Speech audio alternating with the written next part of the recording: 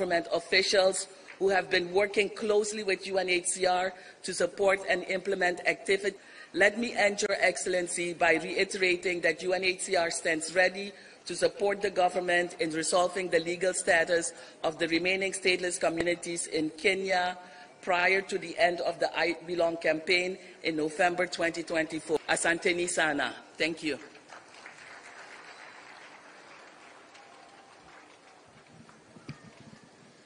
Your Excellency, sir, allow me now in 1 minute to introduce my colleagues, PSS, who came here. Let us stand up and wave the crowd. The PSS who have managed to join us. Internal Security and National Administration has been very instrumental in this program. We have PS for Basic Education, Planning, General Nixon Korir. Asante sana, General Nixon Korir. Allow me, Your Excellency, sir, at this point to invite my Cabinet Secretary. Protocols observed na wananchi watukufu, hamjambo. Your Excellency, sir, I want to take this opportunity, Excellency, because it's a state function. We are going to be very brief. Nice today, and the other leaders will be recognized appropriately by their representative. I think the local MP is here. The Environment and Forestry, the Honorable Soipan Tuya. Huyo ni waziri wa mazingira na misitu, na vile vile masuala ya mabadiliko ya anga. Ama mabadiliko ni waziri wa elimu, the Honorable Machogu, Ezekiel Machogu. Watatu ni waziri wa madini na uchumi samawati, the Honorable Salim Mvurya, Minister for Mining and the Blue Economy. Vile vile tuko na waziri ambaye ni mtoto wa hapa, shangazi wa taifa, Aisha Jumwa, ambaye ni waziri wa wafanyikazi wa umma, mambo ya jinsia na vile vile affirmative action. Hiyo Kiswahili imepotea kidogo. Wa mwisho ni waziri wa ardhi na nyumba, ambaye ni Zach Njero, CS for Lands, Housing and Urban Development. Mheshimiwa Rais, nauliza title deeds. Nilikuwa naomba tuifanye kwa dakika 2. Nataka nimuite waziri wa ardhi akuje akupatie haki miliki shamba kama 2-3 ili upatiane tufunge hiyo chapter, alafu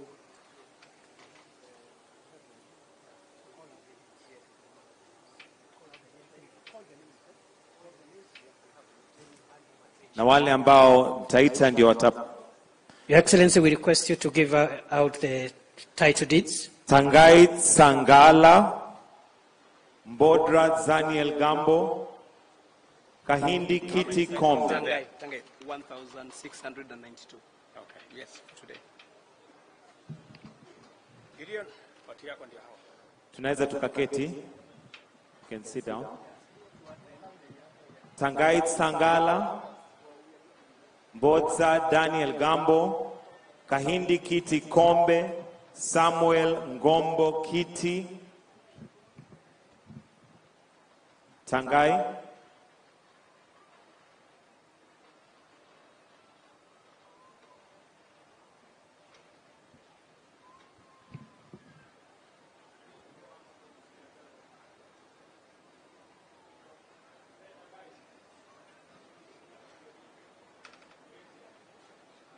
Bodza Daniel.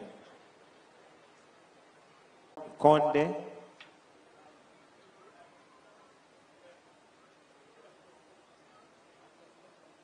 Jacob Charo. Furaha Kadenge.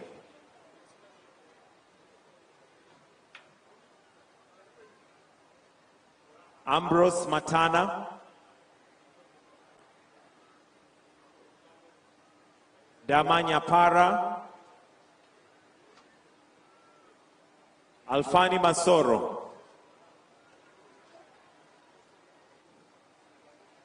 Alfani Masoro. Joseph Tune. Janet Saro, Clementina Mapenzi,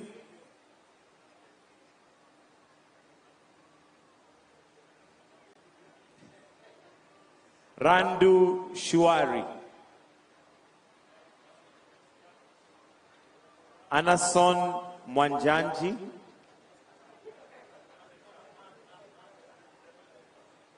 Anderson Mwanjanji, alafu Richard Gondu James.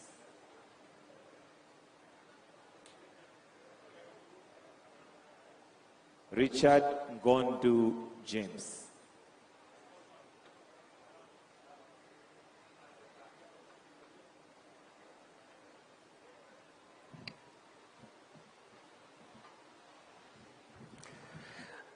Asante sana Mheshimiwa Rais. Mheshimiwa Rais, kwa sababu ya muda, ningeomba wale nitaita hapa dakika moja. Na kabla ya kuitana, kwa sababu najua wewe na naniangalia, usijali na kuona. Nataka Aisha, kwa sababu anatoka hapa kuja useme jambo, kwa sababu uko hapa na unatoka hapa Kilifi. Come and say one word. Pigieni Waziri Aisha Juma makofi. Asante sana Waziri wa Usalama katika taifa letu la Kenya. Rais wa Jamhuri yetu ya Kenya, wa Kenya wapya, hamjambo. Hamjambo tena. Mimi sitakuwa na mengi ya kusema. Wakati sisi mnaotuona hapa tukiitwa mawaziri, akiwa rais wetu yuko hapa, maneno yetu sisi hupimwa, kupangwa. Kwa hivyo nataka tu nikushukuru Rais, tangu ulipoanza ziara yako ya hapa Pwani, tumekuwa mashahidi ya kwamba umeanza kuunga mkono, na mimi nataka nishukuru sana wenzangu mawaziri tukiongozwa na Rais, ya kwamba tutazidi kukushikilia ili zile ahadi zako ambazo uliahidi ukaweze kuzitimiza na kwa wakati mzuri. Tunakupongeza na tutazidi kukuunga mkono. Wakazi wa Kilifi, mimi nataka niseme moja tu. Na nimshukuru sana gavana wa Kilifi, Your Excellency, ya kwamba gavana wetu wa Kilifi, mimi na yeye hatutaki mediator. Tulishindana, tukamaliza, na alipochukua ushindi kutawazwa, mimi mwenyewe nilimtafuta. Nilimpigia simu kwa sababu ya wana Kilifi na Kilifi kusonga mbele, nikamuahidi my total support kwa miaka yake 5. Kipindi kitakachokuja, kama ingekuwa ni mimi, ningesema wewe Mheshimiwa Ruto muendelee. Lakini kwa sababu mtatiwa kwenye mizani, mtajipanga na hawa. Mimi kitu ambacho nataka niwaambie watu wangu wa Kilifi ni kwamba tuko na Kilifi moja, hatuna Kilifi mbili. Tuko na Kenya moja, hatuna na Kenya mbili. Yale yote ambayo yanafanyika, na Mheshimiwa Gavana nimesema na kupongeza leo hadharani kwamba ulikataa maandamano kufanyika Kilifi. Na sisi tutasimama na wewe, kwa sababu Kilifi ikiharibika, hakuna mwingine atakayebeba huo mzigo isipokuwa wewe gavana. Kwa hivyo ichunge Kilifi, ilinde Kilifi, na sisi wote tutakuwa nyuma yako kuhakikisha umedeliver kwa watu wa Kilifi. Na ushirikiano wako wewe na Rais, sisi unatupa nguvu sana kama wana Kilifi. Kwa wachungaji wa taifa letu la Kenya, nataka niwahimize na hichi kifungu katika kitabu cha James 4:17, nataka mkisome kwa bidii na mkizingatie sana. Wachungaji wa taifa letu la Kenya, msimame na ukweli. Hii Kenya inaongozwa na sheria, na kama sheria ilifuatwa ya uchaguzi hadi mwisho, wachungaji muache kutoka kupeana statement ya kusema Rais William Ruto aende afanye dialogue na Raila Odinga. Mushikane nyinyi, muende mkaonane na kiongozi wa upinzani na muambie ukweli. Ukishindwa haijalishi umeshindwa na kura 1,000,000 ama kura moja. Wewe umeshindwa, fanya kazi yako, muache rais afanye kazi yake. Kwa hivyo hii maneno ya kushikana ati tunawaamini kwamba sauti zenu ni kuu, lakini simameni na ukweli, mumwambie huyu bwana.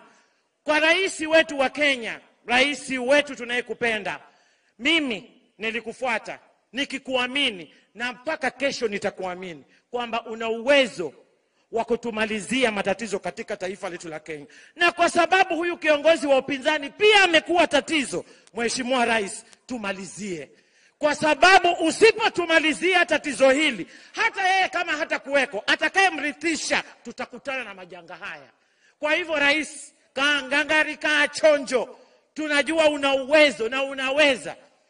Akitaka mazungumzo, wewe na yeye munaweza pigiana masimu. Lakini kwetu sisi, tunasema tulikupa nafasi kama wa Kenya uongoze hii nchi. Na mambo ya kugawanyiana, na mambo sijui ya nusu mkate, hilo sisi tumekataa. Lazima uhakikishe ya kwamba hii Kenya utaiongoza wewe, na manifesto yako hakuna ambaye atakujazia katika manifesto yako.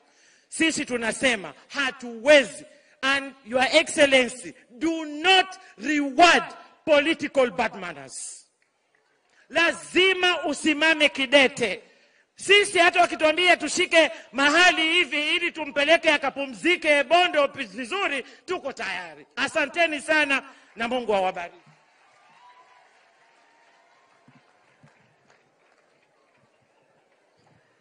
Sasa my sister Aisha lakini ni sawa. Mheshimiwa Rais, wakati nilitambua mawaziri, nilisahau kutambua naibu wa waziri wa mambo ya ardhi, hata kama mambo iko mahakamani, Mheshimiwa Kimani Ngojiri, CAS wa mambo ya lands. Mheshimiwa Rais, watakaofuata tawauliza kwa heshima. This is a state function. Let's stick on the agenda. Tutakuwa na safari nyingi za kuongea siasa, and I'm looking at one direction. Sababu all my suspects are seated in one corner. Sasa nataka niulize Owen Baya atusalamie na atambulishe wajumbe walioko, akimaliza aite leader of majority atusalamie, alafu nichukue microphone baadaye haraka haraka. Asante sana Waziri Kithure Kindiki. Wananchi wa Kilifi hamjambo? Wapemba hamjambo? Asanteni sana. Mimi nitafanya mambo mawili tu rahisi. Mwanzo nitambue wabunge wenzangu ambao wako hapa. Wajua boss wangu yuko hapo Kimani Chungwa, lakini amesema nimfanyie hiyo kazi. Nimtambue Honorable Raso, chairman wetu wa National Administration. Hebu pungia mkono hawa. Honorable Sara Korere ametoka mbali sana, uko Laikipia, tusalimie Sara. Caroline Gelechei, tusalimie. Mheshimiwa Chiforomodo, mbunge wa Lungalunga. Wa Lungalunga wapo? Wapo wa Lungalunga, karibu. Mheshimiwa Tungule, anaitwa Kenneth Charo Kazungu Tungule, ni kijana wa hapa Kilifi wa huko Ganzi. Alafu Faisal Badar, mheshimiwa wa Msambweni. Wa Msambweni wako? Asante sana mheshimiwa Muthama wa kutoka Lamu. Asante sana mheshimiwa Lamu. Alafu kuna jamaa hapa ni minority, anaitwa Marwa Kitayama. Huyo ni assistant chairman wa minorities hapa Kenya. Karibu sana Marwa. Na mheshimiwa Kenga Mupe, mbunge wa Rabai. Asante sana. Alafu tuko na senators. Senator Danson Mungatana, huyu Mulamamba, sio mnamjua senator. Alafu tuko na Senator Kamau Gituku, huyo ni wa Lamu, huyu ni wa Tana River, huyo ni wa Lamu. Na nominated Senator Miraj, Mama Miraj yuko hapo. Karibu sana Mama Miraj. Haya, sasa nataka nimuite women rep wa hapa Kilifi, asalimie tu. Akuje Mama Gertrude Mbeyu.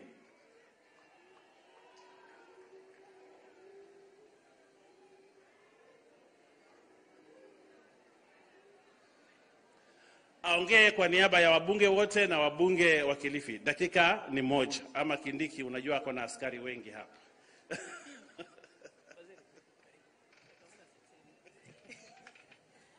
Asante Mheshimiwa Owen, Rais Mheshimiwa Ruto, magavana wote, mawaziri, all protocol observed, wa Kilifi, wa Pwani. Naitwa Mama Mbeyu. Niko hapa Mheshimiwa Rais, unajua mimi ni wa upinzani rasmi. Niko hapa kwa sababu nilialikwa na dadangu Aisha Jumwa ili tuje tuone ni vipi watu wa Kilifi ajenda ya maendeleo.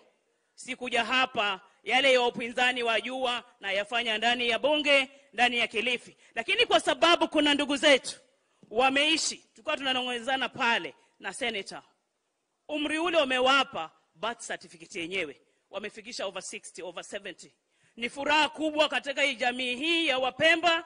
Sisi wa Kilifi tukikaa, ukisikia Mpemba wajua ni boti imefika kule chini feri watuletea samaki. Kumbe wameishi muda wote bila ID. Nashukuru wale wamepata paka passport. Hili nitakupongeza Mheshimiwa Rais. Niko hapa nikirepresent wale wengine. Mimi ni mama county. Mama lao hapa Kilifi, Mama G hapa Kilifi. Ili tuone vipi tutafanya kazi pamoja ya maendeleo ya watu wa Kilifi. Mambo ya opposition, Mheshimiwa Ichungwa yuko hapa ananijua. Tukiwa ndani ya bunge tuko kazi, lazima tukosoe serikali pale tunaona sisi wa Kilifi, wa Kenya hatunufaiki. Mheshimiwa Rais, nitakutajia moja.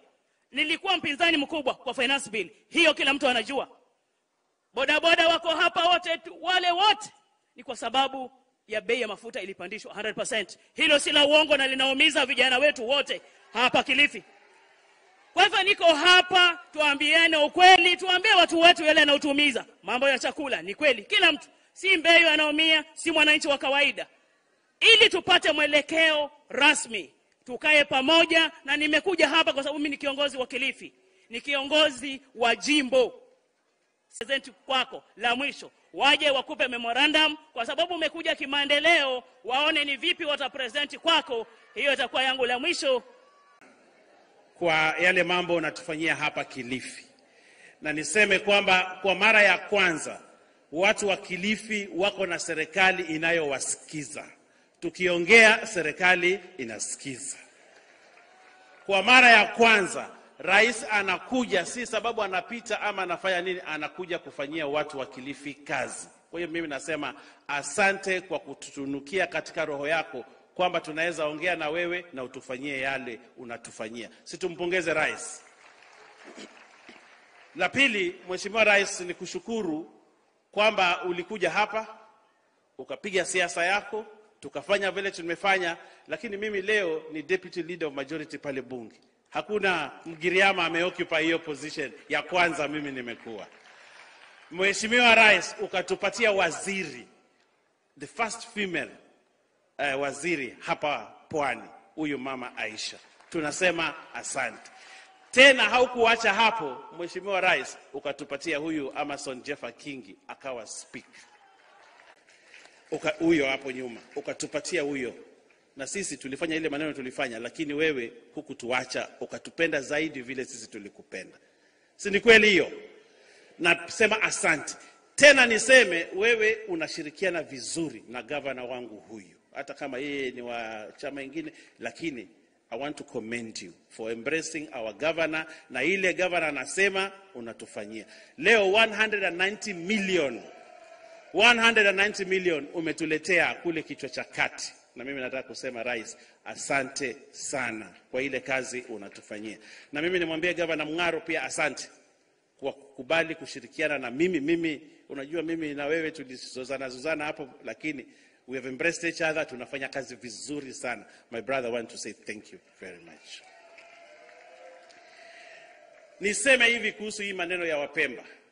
Mheshimiwa Rais, this is very emotional for me. When I started this journey, sikujua itafikia hapa. Nilianza hiyo petition, ulisoma pale petition. Hiyo petition mimi ndiye nilipeleka ndani ya bunge. Na haikuwa kazi rahisi. It's a very emotional moment for me. that leo hawa Wapemba wanapatiwa uraia hapa Kilifi kwa wakati wetu, na wewe umefanya hivyo. Lakini Mheshimiwa Rais, uniruhusu ni shukuru huyu, nimsimamishe huyu PS Bitok. Hapa ulicheza ndipo. Huyu PS alifanya kazi mimi sijaona. Ningekuwa naweza mpromote kwa kiti kingine pale juu ningepromote, lakini unajua siwezi.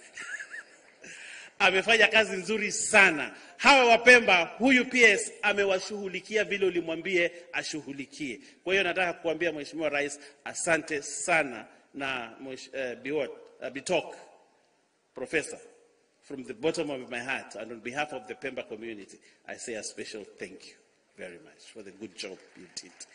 Nimshukuru huyu waziri. Unajua huyu Kindiki tulikuwa na yeye bunge, tukawa tunataniana, lakini siku hizi yeye ni waziri. Lakini alipotoa amri kwamba Wapemba wakuwe registered, akamwambia huyu Bitoko afanye hiyo kazi, mambo ilifanyika. I want also to say thank you waziri kwa ile kazi njema umefanya.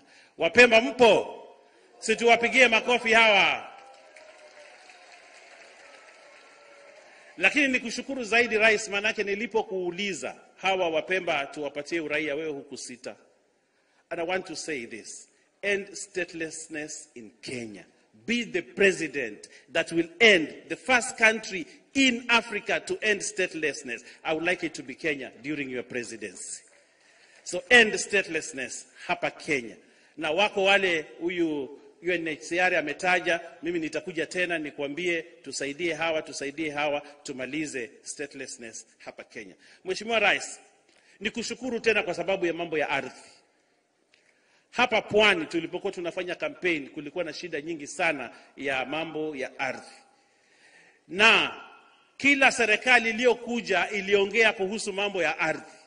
Hata wale wengine ambao wanajitia ni vigogo wa hapa Pwani wanatumia swala la ardhi kuhudwinki hawa watu wetu. Lakini nataka nikushukuru kwamba leo tumetoa hizi title, but there are 17,000 more titles ambazo ziko tayari na zitaletwa hapa Kilifi. 17,000 more. Na ziko tayari zitaletwa hapa Kilifi. Na nataka niseme Zach, thank you very much, and Korir, thank you very much for the good job we are doing together. Na Mheshimiwa Rais, asante. Nimalizie niseme hivi: hawa wananchi wa Kilifi wengi hawa wanategemea utalii. Hiyo ndio tegemeo lao. Na kitu ambacho tunashaka nacho ni kuhusu ile airport ya Malindi. Mheshimiwa Rais, mimi nakuomba hii mwaka hii uambie yule Waziri Murkomen atuwekee pesa tulipe wale watu ambao walifurushwa pale airport. Ile airport ikuwa expanded, ndege ifly direct from Italy iland pale, ili utalii uongezeke. Sisi hatuna majani chai, hatuna kahawa, lakini tuko na bahari. Na hiyo bahari jambo moja ni utalii, and we can use it. And I want to ask you from the bottom of my heart, Mheshimiwa Rais, tusaidie ile airport ya Malindi ikuwe expanded, iwe na passport control, ifanye kila kitu, ndege zitoke Ulaya ziland hapa ili vijana wetu hawa wapate kazi. Na pia nikuulize kwa heshima, you waive the visa for Italians, ili watalii wale wanakuja hapa, wale wa kutoka Italy, Mheshimiwa Rais, waje hapa direct bila kuulizwa maneno ya visa. Mheshimiwa Rais, kabla sijaongea hii, I want you to declare Kilifi a special economic zone for tourism. Special economic tourism, so that we can allow tourism to thrive. Nikimaliza, unajua mimi wakati wa kampeni tuliongea kuhusu mtambo ya korosho. Ama tulisema nini? Si tuliongea kuhusu mtambo ya korosho. Na mimi nilipeleka petition nyingine pale bunge, na bunge ikakubali kwamba huu mtambo wa korosho urudishwe kwa wananchi wa Kilifi. Pesa kidogo tu, pesa kidogo, wewe unaweza amua in this supplementary tutafanya, uweke pesa tununue ile mtambo wa korosho, hawa watu wa Kilifi wajivunie tena ule mtambo. We can set all factories that we can pale kwa mtambo wa korosho. Mheshimiwa Rais, nimalizie niseme hivi. Nikushukuru sana kwa maneno mengi, na niseme hata sisi wabunge tukiwa ndani ya bunge, hata tukikuja kwako tukiomba maneno, hata pia ile finance bill, hiyo ndio inaleta pesa kwa nini? Kwa serikali. Wale wanapinga finance bill alafu waje kwa rais waombe maneno, mimi nataka niwaambie tuungane, tu support finance bill ili tuhakikishe kwamba rais ako na pesa yale nimeuliza aweze kutufanyia, kwa sababu tumempatia pesa. Ama wananchi mnasemaje? tupate pesa kutoka kwa haya. Mimi sitakuwa na zaidi ya hapo. Asante Mheshimiwa Owen, Mheshimiwa Rais, mawaziri na viongozi wengine na wanakilifi, hamjambo. Wanapemba mpo? Lakini nimeongea na mzee mmoja hapo nikamwambia ili niweze kuwatetea vizuri na nyinyi mkipata, au sio? Na Mheshimiwa Rais, naona hawa Wapemba wakijiandikisha, hizo kura 7,000 ziko kwa sanduku lako kama hatujaanza kuhesabu zingine. Kweli si kweli? Kweli si kweli? Najua sio wakati wa campaign Rais, lakini wewe na Owen Mbaya, ile kazi mmefanyia hawa wangwana wa Pemba inastahili hizo kura 7,000 na zingine watakazo. Gavana huyu wetu wa Mahasla, gavana wetu wa Kilifi. Mheshimiwa Rais, nashukuru kuandamana nawe kwa hafla hii ya kuwapea Wapemba haki ya kuwa Wakenya. Na ni shughuli ya pili kwa muda wa miaka kama 3 iliyoongozwa na Wizara ya Interior. Kunao jamii ya Washona, nitakuja nishuhudie. Ili nisiwe na mengi ya kusema, Rais kama mama kaunti wa Kilifi, na amesema amekaribia jukwaa lako la maendeleo. Asante Mama Mbeyu, sababu umejua ni jukwaa la nini? Ati jukwaa la nini? Jukwaa ulipinga sababu haikusoma ile finance bill, tuseme ukweli. Hukusoma sababu kama ungesoma, Rais, vitu ambazo wamama wetu wanatumia, hawa mama wa maendeleo ambao wameleta memorandum yao kwa Rais, ikiwemo mambo ya medical care, bei zitaanza kushuka sasa. Nimesikia umesema dunia, na ni kweli hakusoma. Kama angesoma angejua kwa Finance Act. Juzi Rais ambaye ameketi hapa alikuwa akizindua mpango wa pikipiki za kutumia stima, nguvu za umeme, sio mafuta ambayo iko bei ghali. Kama ungesoma hiyo finance bill ungejua hayo na ungeipigia kura ili wana bodaboda wapate pikipiki ambayo hataweka mafuta, wataweka tu charge, wanaendesha, wanapata pesa mfukoni ile Rais aliwaagiza. Lakini sababu mkutano haukuwa wako, nimeona wengine Rais huko Nairobi walikuwa kwa maombi, na nashukuru wametoka kwa maandamano wakaenda kwa maombi. Hilo ni jambo muhimu sana. Na nimeona wamechanga. Rafiki yetu wanaita baba ametoa 1,000,000, wabunge sijui 1,150,000, wabunge kama 100 na kitu, 1,150,000. Ile ningetoa peke yangu Rais. Kalonzo Musyoka ametoa 1,500. Lakini nataka niulize, sababu wamesema pale wale watu ambao wanachangia pesa ambao wameafa ama wamekufa, walipoteza maisha yao wakati wa maandamano, hawakufaa kupoteza maisha. Na mimi nakubaliana na wapinzani wetu kabisa. Wale watu wanaowachangia pesa leo hawakuwa na budi kupoteza maisha yao sababu ya maandamano. Na kwenda kuwachangia pesa leo ni kama kucheza densi kwa kaburi zao. Sababu mwenye kusababisha maafa yale ni wewe ambaye ulitoa pesa zako ukamobilize watu waende wakafanya riots. Because let us be honest, Your Excellency, what they are doing today is tantamount to dancing on the graves of those who lost their lives in the riots, the anarchy and the violence.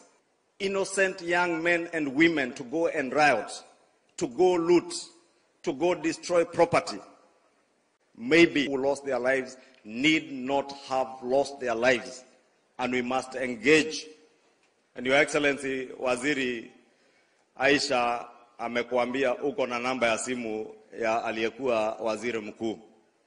Mimi sitaki umpigie simu. Na nilikuuliza tukiwa pale kichwa cha kati, sitaki uende kwake, na ukienda ukipewa kitu usikule. Mimi nataka tu umuite pale Nairobi na uite mtu ya kamera, hawa watu ya media, na uweke viti mbili muongee, lakini muongee mchana hadharani, Wakenya wote wakisikiza na wakiona mnaongea mambo gani, ili tuhakikishe yale mambo analeta kwako sio mambo ya ugawi wa mamlaka, sio mambo ya kugawa viti, sio mambo yake ya binafsi, ni mambo inayogusia Wakenya wa kawaida. Hayo ni mazungumzo ambayo tunayakaribisha. And I want to ask you, Your Excellency, invite the former Prime Minister, invite our former President for a round table discussion which must be live on TV. Na nilisikia Waziri Mvurya akisema kwa live debate, ile presidential debate alikutoroka, na muuliza kwa heshima former Prime Minister asitoroke hii. Akuje mbele yako, wewe umuonyeshe manifesto yako. Najua hajasoma kama Mama Beyu hapa. Ni kweli hawajasoma, kama wangesoma wangejua leo hii bei ya mboga, hata bei ya unga. Mheshimiwa Rais, unajua nimeoa kutoka Nyeri. Mama amenituma kununua unga juzi. Pakiti ya jogoo na pembe ambayo ilikuwa 234 nilinunua 198 shillings hapo supermarket Kikuyu, na najua itaendelea kushuka bei. So mkizungumza mkiwa live kwa TV, tuone mnaongea bei ya unga, bei ya chakula na mambo ya maendeleo ya hawa wananchi. Kwa hayo mengi, Mheshimiwa Rais, naomba nikomeshe hapo, lakini niulize kwa heshima watu wa Kilifi, tuweke amani ambayo gavana wetu na viongozi wengine hapa Kilifi wametuonyesha. Nyinyi ni watu wa maandamano ama wa maendeleo? Maendeleo. Na tuwakaribishe wote, na nitatuma Mama Mbeyu kwa huyo mzee na aliyekuwa rais wetu, muweze kuwaleta kwa jukwaa la maendeleo, watoke kwa jukwaa la maandamano. Asante na Mungu awabariki. Kwa wale ambao wamebaki kuongea, I just want to remind you this is a state function on the recognition of the Apemba community as citizens of the Republic of Kenya. Na waliobaki hawana maneno mengi, ni watu kama mimi, kwa sababu niko na rafiki hapa speaker na governor, alafu tuite rais. Dakika moja moja tafadhali hapa, dakika moja ndugu yangu. Karibu sana, wapi makofi ya governor?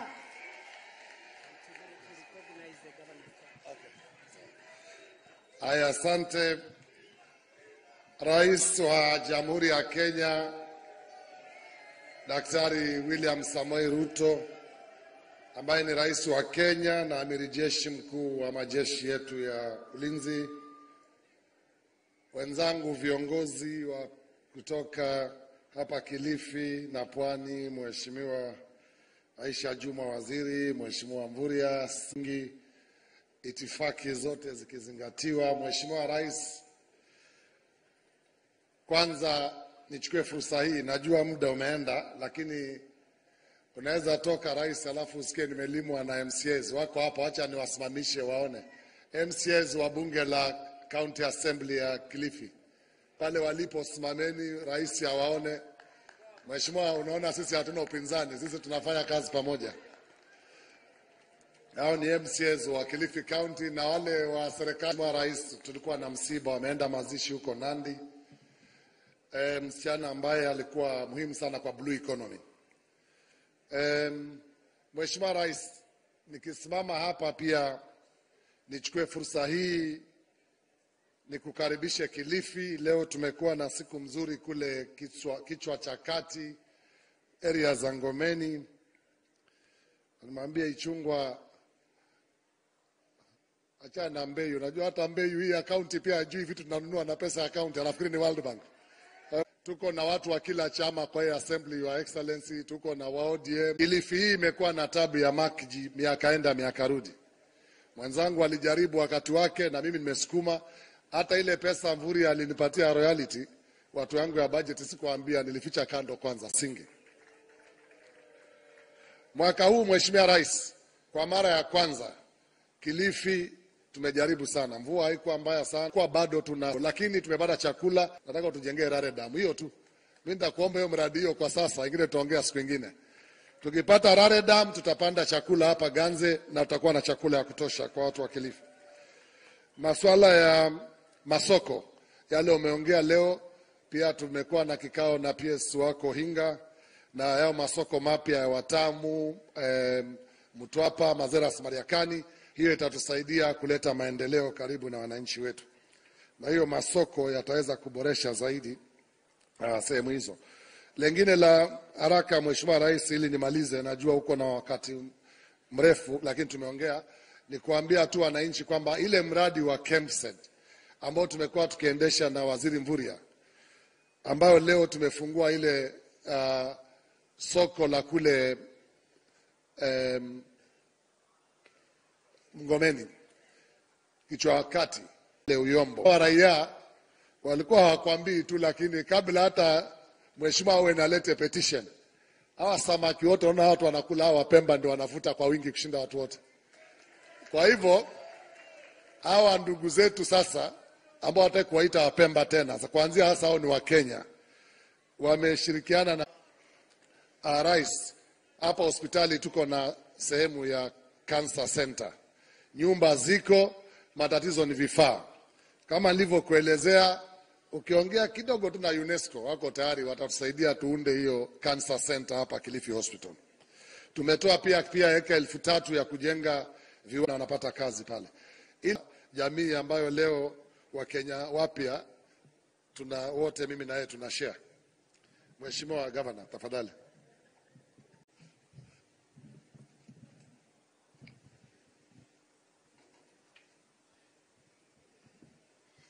Shukran sana Mheshimiwa Gavana wa Kilifi.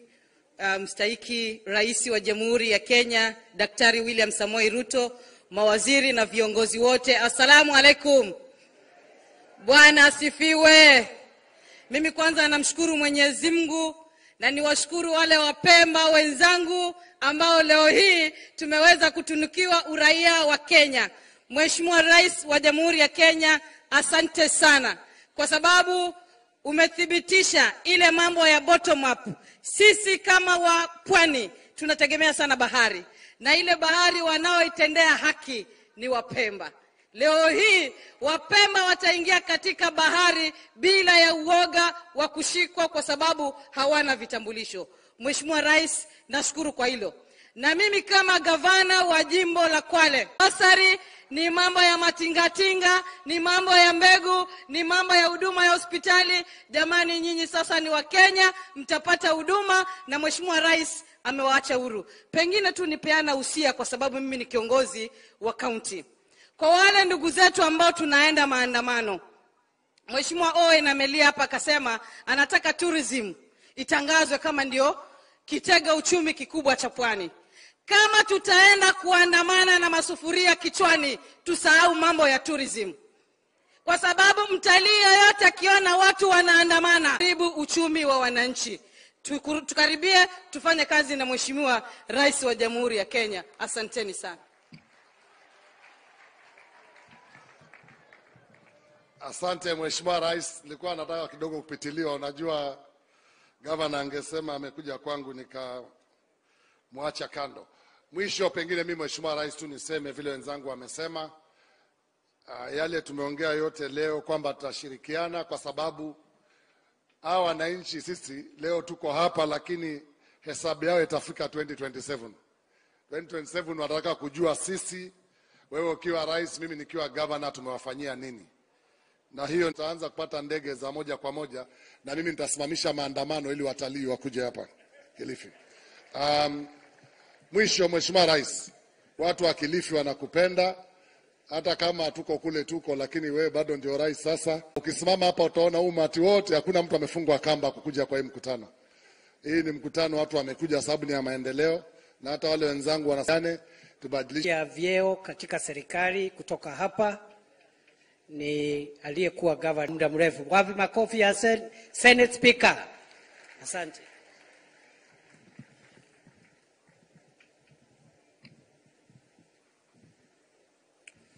Mheshimiwa Rais wa Jamhuri ya Kenya Daktari William Samoei Ruto, viongozi wenzangu, wananchi wa Kilifi, hamjambo?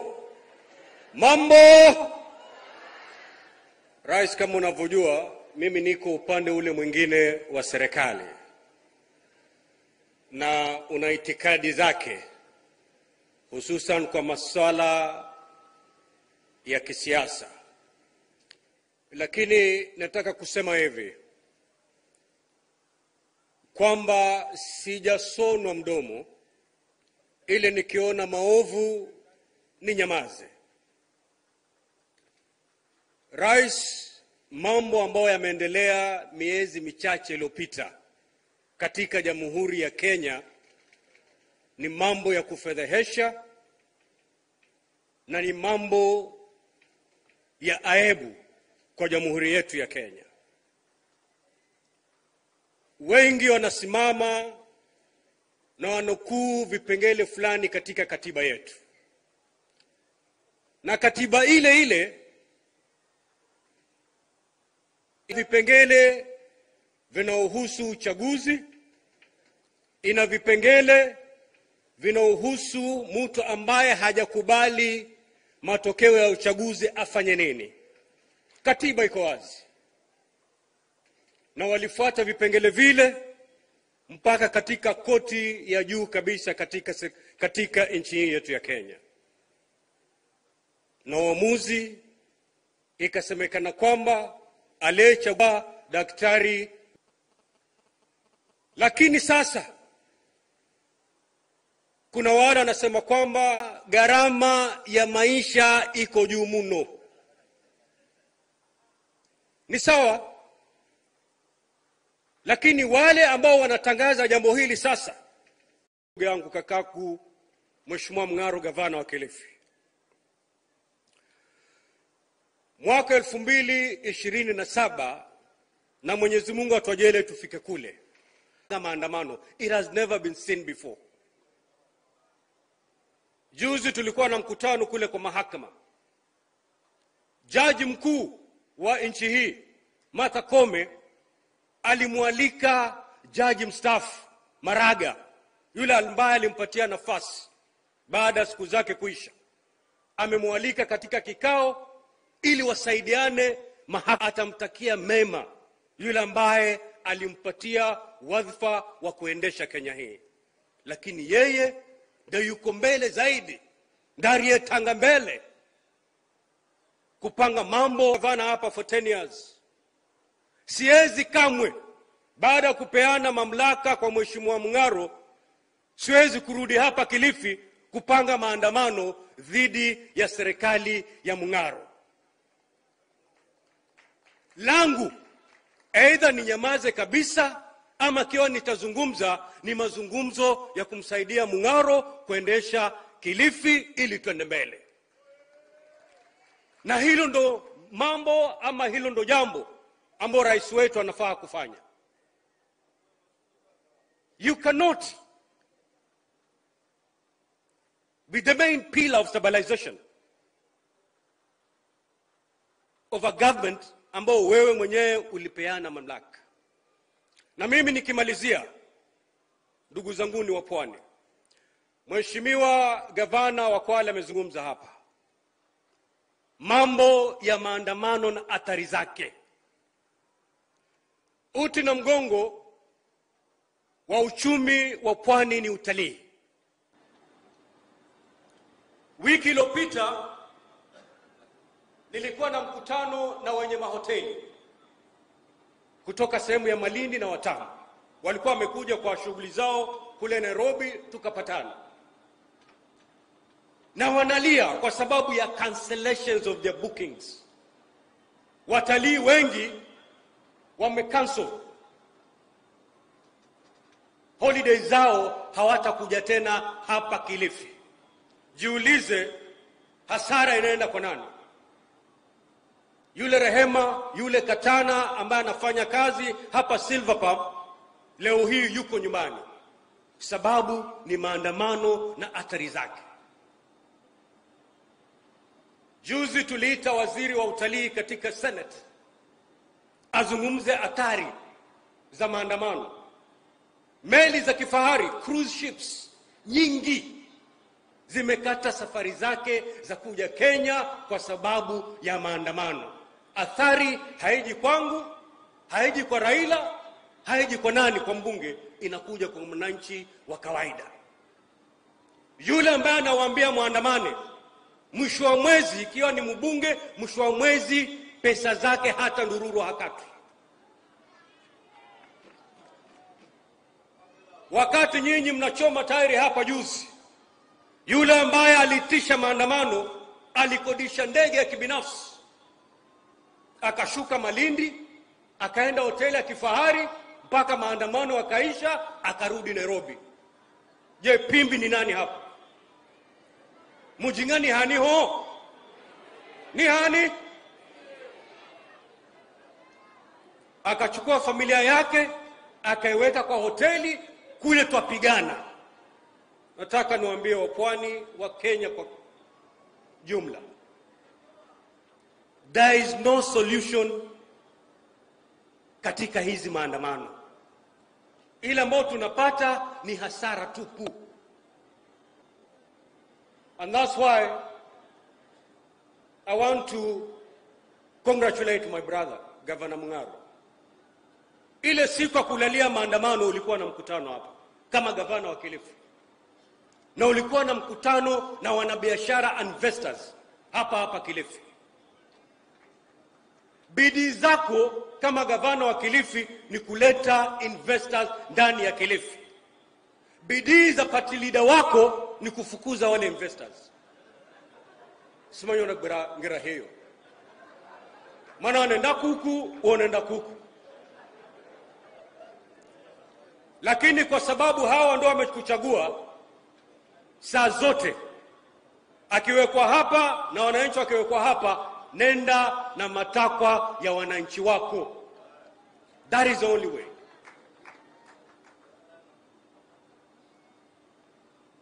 Sitaki kuzungumza mengi, manake rais yuko ametuletea mengi ya kimaendeleo.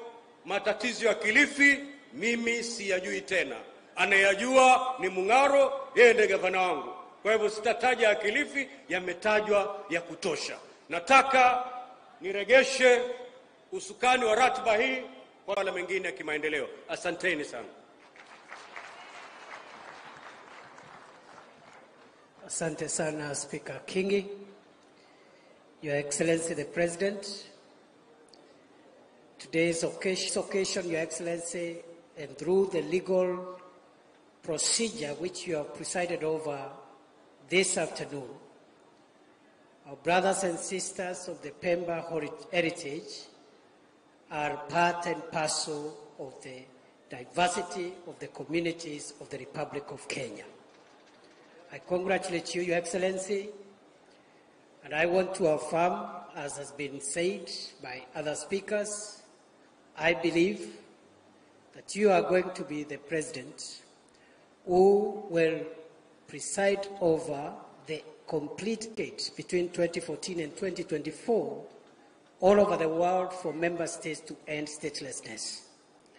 I am aware we still have a few outstanding communities, and under your direction, as you have guided us through this process, we can be of complete. What we are doing here today is historic globally. It's not just a local affair. The United Nations Convention relating to statelessness of 1954 and the 1961 Convention on the International Human Rights documents, principally the International Convention on Civil and Political Rights of 1966, our Constitution itself, all those legal documents are a testament of the gravity of the event we have here today. Your Excellency, dignity on earth than a man or a woman or a child who is not recognized under the laws of any country as a citizen. It's as if they do not exist at all. And therefore today, Your Excellency, this is a momentous occasion, and thank you for your leadership. The second and the last thing I want to do, Your Excellency, is to commend the political leaders here, the Member of Parliament Owen Baya and the entire team of political leaders in Kilifi for pursuing vehemently the cause of our brothers and sisters of Apemba heritage. They have done a great job. They brought a petition in the National Assembly 3 years ago, and that process is culminating today. I want to say this as your Minister for Security, Your Excellency. Our brothers and sisters of the Pemba heritage had a grievance because they are part of this country, but they had not been recognized as citizens, and therefore they could not do very many things legally because they are not recognized as citizens. But those grievances, Your Excellency, they decided to petition public authorities for the eradication of those grievances. They did not go to the streets, they did not burn cars, they did not destroy property, and therefore we are happy that this is a good example how citizens and their leaders should be able to resolve their grievances and present petitions to authorities peacefully and without jeopardizing national security. And therefore, pongezi sana Wanapemba, tunawatakia kila laheri, na kutoka leo kama vile Mheshimiwa Rais ametangaza, nyinyi ni mmoja wetu kama jamii ya nchi yetu ya Kenya. Kwa hayo mengi, I now request us to be upstanding as we invite His Excellency the President to come and address us. And sorry, Your Excellency, we took a bit of time. Thank you. Karibuni. Welcome. Aya, asanteni sana, tafadhali tuketi chini. Shukrani sana. Waheshimiwa viongozi wote, ndugu wananchi wa Kilifi, Wapemba wa Kenya, hamjambo. Wapemba hoye. Wapemba hoye. Kilifi, assalamu alaikum. Bwana Yesu asifiwe. Ebu niwap salamu. Asanteni sana. Ndugu zangu watu wa Kilifi, kwanza wacha nichukue nafasi hii nimshukuru Mungu ametupatia nafasi. Tumefika hapa Kilifi siku ya leo. Tumefika hapa katika shughuli ya muhimu sana. Ndugu zetu ambao wameishi pamoja na sisi kwa miaka tangu tuwe taifa huru, wamekuwa wanaishi hapa bila ya uraia, na kwa sababu hiyo wamepitia mambo mengi magumu. Leo mimi nafurahi kufika Kilifi na kuwajumuisha Wapemba. Kuanzia leo sasa watakuwa raia wa taifa letu la Kenya. Pongezi ndugu zetu Wapemba, nyinyi mmechangia sehemu kubwa katika maendeleo ya taifa letu la Kenya. Nyinyi ni wavuvi hodari. Mumetusaidia kulisha taifa letu la Kenya. Mumetusaidia biashara ya uvuvi, samaki na chakula.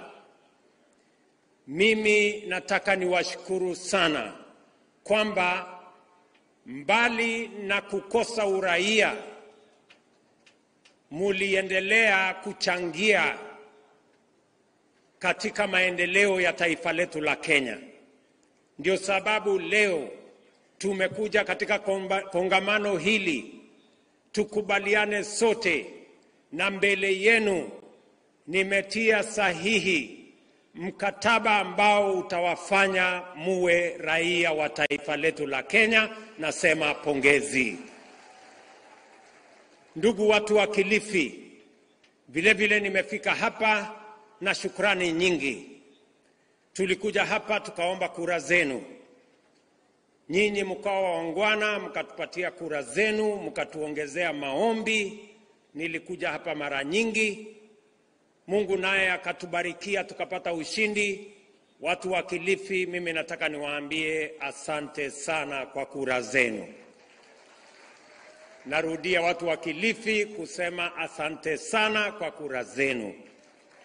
Na niwahakikishie ya kwamba wakati tunapanga maendeleo ya Kenya, tutahakikisha maendeleo ya Kilifi County, maendeleo ya Pwani itakuwa katikati ya hizo maendeleo ya taifa letu la Kenya.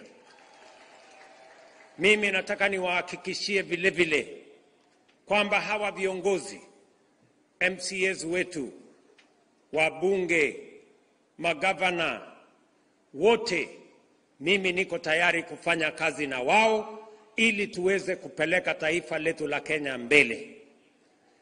Kwa sababu mambo ya viongozi tulimalizana wakati wa uchaguzi. Ile kazi imebakia ni wale walienda kutupigia kura. Kazi yao ndio imesalia, na ni jukumu letu sasa kama viongozi tuungane, tufanye kazi kwa ushirikiano, tuweze kutimiza malengo yetu juu ya hawa wananchi, malengo ya maendeleo, miradi na mipango yote ya maendeleo, ili tuweze kubadilisha maisha ya wananchi wetu wa Kenya. Watu wa Kilifi, mbali na kuja katika sherehe hii ya muhimu, pia nimefika hapa kwa sababu ya mambo ya maendeleo ya sehemu hii. Mimi nataka nimshukuru gavana wenu kwa sababu tumekubaliana ya kwamba mambo ya uchaguzi na sote tumechaguliwa tuungane katika kufanyia kazi wananchi wa Kenya.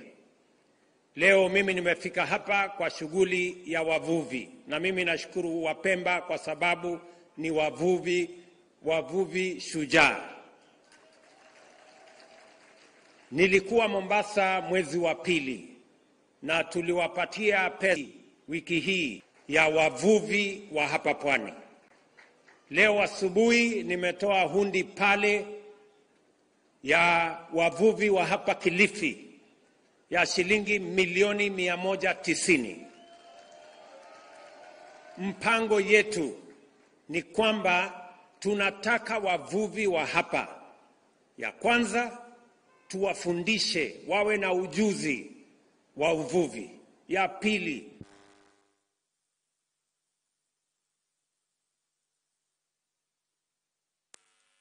asante sana, tuwafundishe wale ambao ni coxswain, wale wanaendesha boats zetu.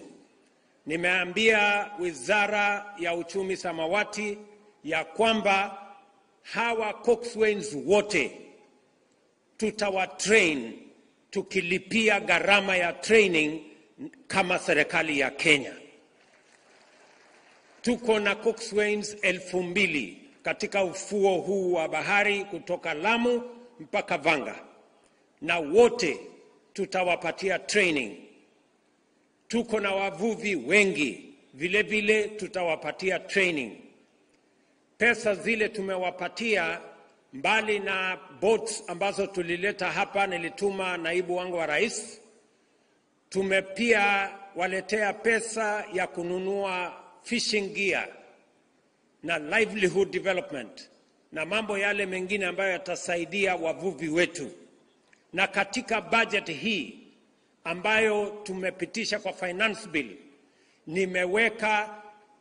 nimeweka ushuru kwa wale wanataka kuleta samaki kutoka nje ya Kenya.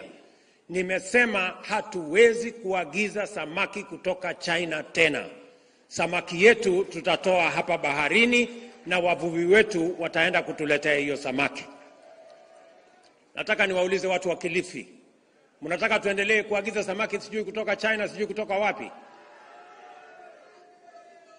Ndio tumeweka katika finance bill kusema yale mambo ambayo tunaweza kupata Kenya, samaki, furniture, chuma, simiti, yote hatutaagiza tena kutoka nje. Tutazalisha hapa Kenya.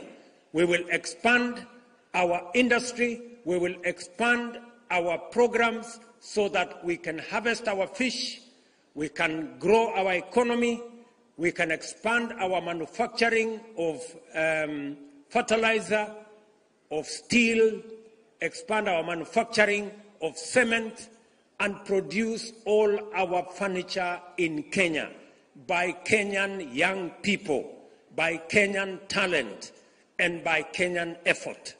Tutashirikiana hivyo. Vile vile, mimi nimefika hapa kwa sababu nataka tukubaliane vile tutaenda mbele pamoja. Mimi niliwaambia wakati wa uchaguzi, tulikuwa na changamoto kubwa ya mambo ya CBC na elimu kwa ujumla. Walimu walikuwa wachache, tulikuwa na matatizo katika university, tulikuwa na matatizo ya mambo ya TVET. Mimi nataka niwatangazie ya kwamba zile challenges zote tulikuwa nayo na CBC tumezitatua. All stakeholders have agreed on how we are going to run our education system and mainstreaming CBC as part of our program. Watu wa Kilifi, hapa Kilifi katika hiyo mpango, Januari, kwa sababu niliwaeleza watu wa Kilifi walimu, na hakuna vile elimu inaweza kuendelea shuleni kama hatuna walimu wa kutosha. Na elimu ni mwezi huu ambao tunakamilisha, tunaajiri walimu wengine 1,500 Kilifi County. Watusaidie kusomesha watoto wetu. Kenya tumeajiri walimu 55,000 in the last 8 months, that every child in Kenya has an opportunity to learn by having our teachers in school. Jameni, mnakubaliana tuende barabara hiyo? Vile vile, mambo ya TVET tumeweka pesa zaidi. Tumeongeza pesa zaidi katika university in Paramount. Tunashirikiana hivyo. Vile vile, mimi najua mkiwa watu wa Kilifi, tulikubaliana ya kwamba tulisema kazi ni kazi. Kweli si kweli? Tulisema kazi ni kazi. Hata ile ya mamboga ni kazi. Katika budget hii tumeweka milioni 800 za Kilifi County ya kutengeneza soko 8 Kilifi County. Hapa Kilifi Town tutapanua soko, tumeweka shilingi milioni 1 ya soko yenu hapa. Milioni 100 ingine tumeweka pale Malindi. We want to expand the market so that our women, so that traders can trade from a place of decency, from a place with dignity. Waweze kufanya biashara yao mahali kuna stima, mahali kuna maji, mahali kuna heshima ya kufanya ile biashara. Tumeweka soko Rabai, soko ya Mtwapa, tumeweka pesa ya kuipanua. Tumeweka soko Magarini, mahali tutaipanua hiyo soko. Tunataka kuhakikisha kwamba Kilifi kuna mahali wafanyabiashara wetu wanaweza kufanya biashara zao kwa njia ya sawa sawa. Tumekubaliana pia na gavana wenu, tunaweka County Aggregation and Industrial Park. Katika budget hiyo finance bill, nasikia kuna watu wanapinga. Tumeweka milioni 250 ya Kilifi County kujenga County Aggregation and Industrial Park ya kusaidia wakulima wetu waweze kukusanya mazao yao, tufanye value addition, tuongeze processing, tuongeze manufacturing, ndio dhamana ipatikane na tuweze kukuza uchumi wa sehemu hii, tuweze kupiga hatua ya kwenda mbele. Watu wa Kilifi, Kenya haiwezi kubadilishwa kwa maneno matupu. Kenya itabadilishwa kwa miradi na mipango ya maendeleo, yale ambayo tutayatekeleza kubadilisha taifa letu la Kenya. Hapa Kilifi, mimi nilisimama hapa nikawaambia mambo ya absentee landlords tutaanza kuitatua na kununua zile ardhi ili wenyeji ambao wanaishi kama maskwota tuwapatie iwe ni makwao. Leo tumefika hapa, tuko na title deeds 1,700. By December tutakuwa na title deeds zingine 17,000 na katika budget hii finance bill ambayo iko hapo tumeweka shilingi bilioni 2 kwa SFT. Bilioni 1 ni ya watu wa pwani, tuanze safari ya kununua mashamba ya absentee landlords. Pwani hii watu walikuwa wanalalamika sana kwamba wapwani wanaishi kama maskwota katika nchi yao baada ya miaka 60 ya uhuru. Mimi nashangaa ati kuna wapwani wanapinga finance bill ili hali wanawaambia wananchi tunataka kuondoa uskwota. Uskwota mtauondoa vipi kama hatuna pesa ya kulipa hawa watu ambao ni absentee landlords? Tafadhali nawauliza viongozi, tuwe ni watu wa kusema ukweli, tuwache unafiki katika siasa. Tuseme yale ambayo tunasema. Tumeongea na ndugu yangu Mvurya, katika budget hii tumeweka county. Nyinyi mnanielewa, watu wa Kilifi? Tuko pamoja? Hiyo ndio mpango tuko nayo ya Kilifi County. Tumekubaliana na Speaker wetu Bwana Kingi, tumekubaliana na viongozi wenu wote, kwa sababu sisi tulitoa ahadi and we want to keep every promise that we made. Mimi niliwaeleza vile vile wakati wa uchaguzi kwamba tutakuwa na hazina ambayo itasaidia wafanyabiashara wa chini. Hustler Fund hapa Kilifi. Nyinyi watu wa Kilifi mko mbele sana. Watu ambao walichukua pesa ya Hustler Fund Kilifi ni watu 1530. Na mumebeba shilingi milioni 870. Na uzuri wengi wenu mumelipa mukichukua 70% wamelipa. Lakini kuna watu 30% mimi nawaona wako hapa hawajalipa na hawataki kuniangalia kwa macho vizuri. Mimi nataka, niko na habari. Niwapashe. Niko na habari. Sasa katika hii budget nimeweka pesa ingine. Mjipange tena. Si ndio? Mtajipanga? Mtajipanga? Sasa hii pesa nimeweka, tutakuwa na awamu ya pili. Tunataka sasa vikundi kama wale wa maendeleo ya kina mama, hakuna haja ya kuwasumbua sana. Sasa iko pesa. Na wamama wengine wote, hakuna sasa kubaguana ati hawa ni wa maendeleo, hawa si wa maendeleo. Kila mama Kenya sasa ni wa maendeleo. Na tumesema wamama vikundi, mkiingia vikundi, vijana mkiingia vikundi, kundi ya watu 10 mkiwa tayari tunawapatia 20,000, 50,000 mpaka shilingi milioni 1. Mjipange. Mko tayari hapo? Lakini kwa shida kidogo. Kabla hujapata hii 20,000, kama ulihepa na ile 500, ulipe kwanza 500 ndio upate hii 10,000. Yani wewe unafikiri unaweza kuhepa na 500 alafu tukuongezee 20 kabla hujalipa ile? Hapana, ikae namna hiyo. Sio kama tunaelewana? Tuko pamoja?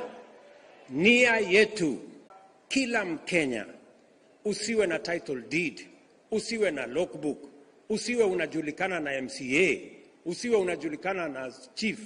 Pia unaweza, bora mjipange, mnaweza kupata pesa za kujiendeleza.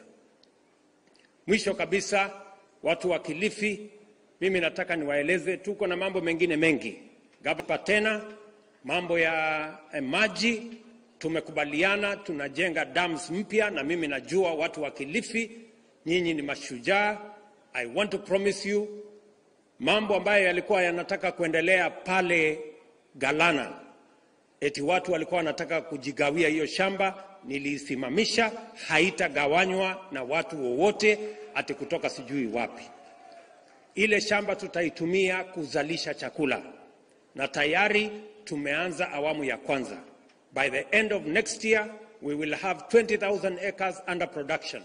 And by the third or fourth year, we will have at least 200,000 under production. na vijana wale watafanya kazi ni vijana wa kuanzia wale wa kutoka hapa Kilifi County.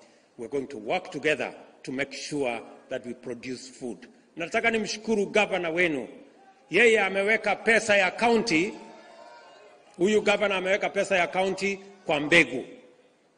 Mimi nataka nikupongeze governor. That is how we are going to reduce the cost of food, by supporting production. Na ndio sababu niliwaambia wa Kenya, ili kuondoa aibu hii ya njaa, ni lazima tusaidie wakulima wazalishe chakula. Tumepunguza gharama ya mbolea. Mimi nashukuru governor ameweka bei amenunua mbegu, na mimi najua ya kwamba tukifanya hivyo tutazalisha chakula ya kutosha Kenya.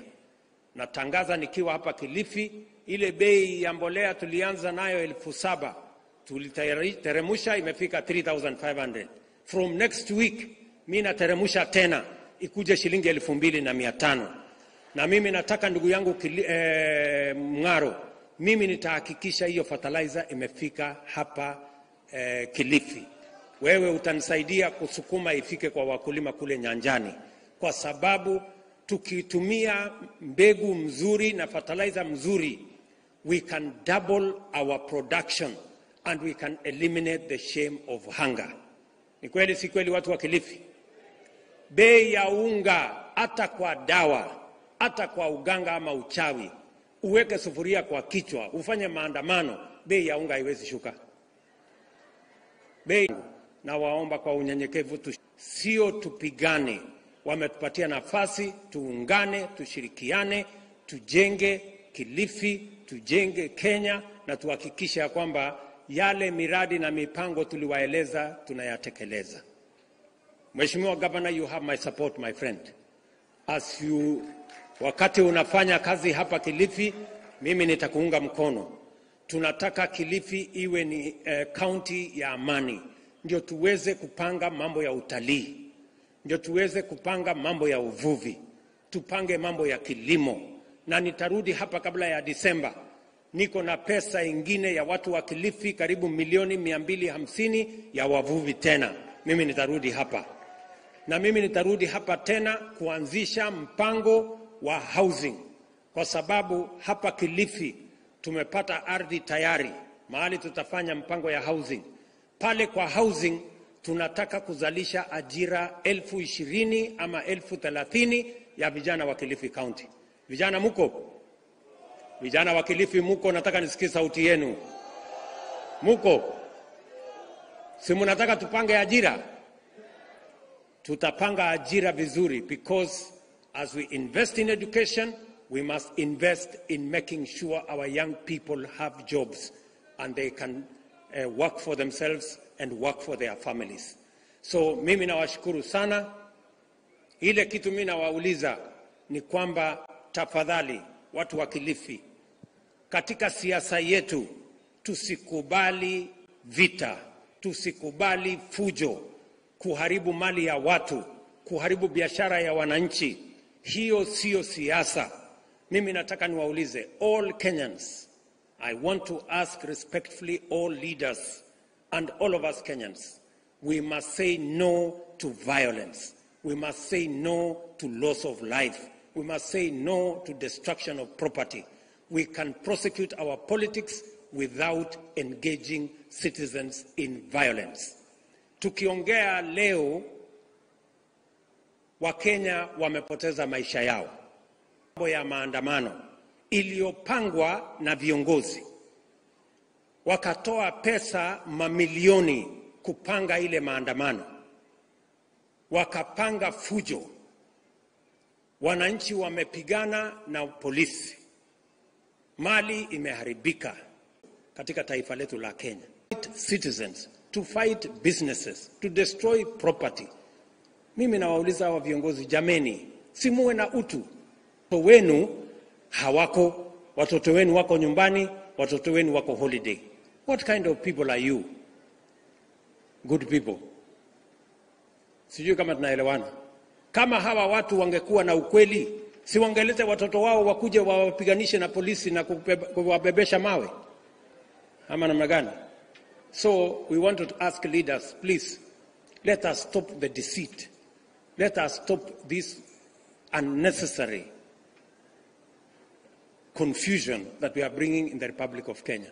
The one thing we must all agree is that whatever it is, violence must not be part of the equation of the politics of the Republic of Kenya.